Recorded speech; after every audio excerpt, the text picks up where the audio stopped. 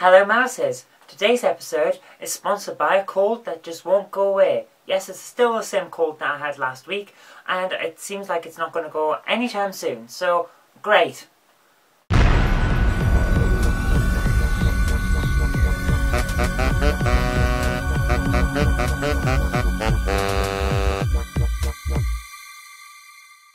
Okay, it's the news on Tuesday, so let's get started. The first story is that Roman authorities have decided that Rome needs an emergency landfill site to get rid of all its waste because they're generating so much. So they thought, where can we put it? What's ironic? Let's go and dump it next to Hadrian's old villa, because he left the city because it smelled. So now it's going to smell all the time. But the biggest problem they have here is it's a UNESCO heritage site and concerts are held there, which is a bit of a problem when you want to put a landfill site there, especially since landfills smell. So they put it here, it won't be right in the actual villa. So it's like, oh well, if people hold the nose, it'll be alright. No. Because the wind will blow and the smell will go over there. And then all the people at the concerts will vomit all over the place, and then you have even more of a smell. And you'll need a bigger landfill to get rid of all that rubbish. So yeah, that's not a really good idea. But there's an Italian prince whose name I cannot pronounce. It's like, I want to say Berlusconi, but I know it's not, so I'm going to look it up. Hang on. It's Prince Urbano Barberini. There, I got it in 7. But anyway, he wants to stop this happening, and a lot of other people want to stop it happening too. So I would suggest if you're Italian or you're a resident in Italy, legally resident of course, because otherwise you'd just be saying, hi, I'm here, deport me. Don't do that. But if you're a resident in Italy or you're Italian, then contact your representatives and say, look, this is a really bad idea, it's going to cull tourism at a time when we need it for a start, and it's also going to make a massive stench at something that we should be proud of. But anyway, you've got to be really desperate to put some rubbish somewhere. When you think putting it near Hadrian's villa is a good idea, that's just like, what? No, you might as well just chop the top of a pyramid, pour your rubbish in there, put it back on the top and glue it round, and hope that people don't notice. No, don't do that, that's just silly.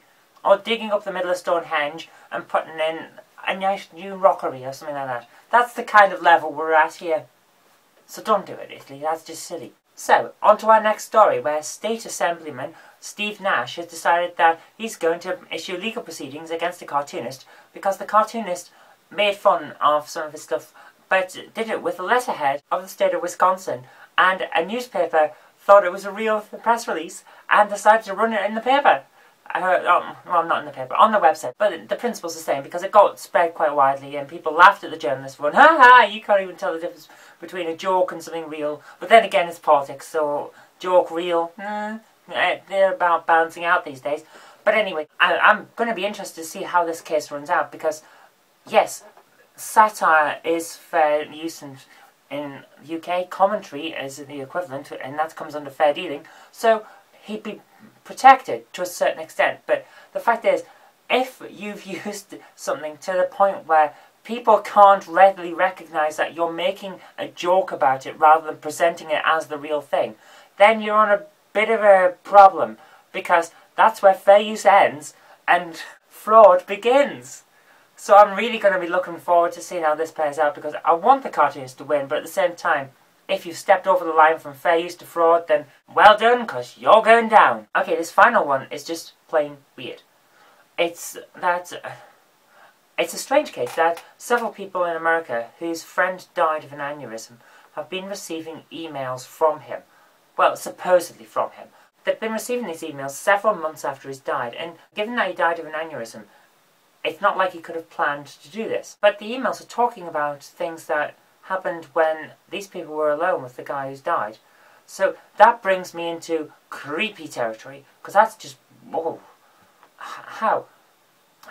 They're saying that it's unlikely that the email account has been hacked, and when replies are sent to these emails, nothing comes back. So I don't know whether someone's playing a joke or what, because if they are, it's a pretty sick joke. But at the same time, there's nothing here that suggests hacking, because, for a start, the guy's social security number will have been recorded that he's dead, so you can't use that for fraud.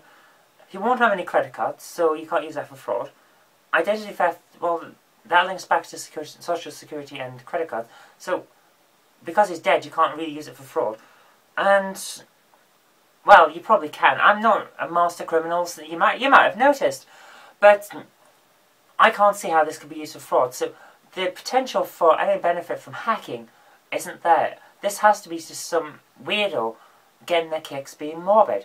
And I'd like to tell them, if they're watching this, stop it and get on with your life. But the people that have had these emails are taking it relatively calmly and seeing it as a way of helping the grieving process. I personally would be livid, so no one do that to me. The fact that this came up, and my wife writes horror novels, science fiction horror novels, and one of them, actually her latest one, contained a bit about a dead man sending emails. So it's like, whoa, the real world's now mimicking books. That's just weird.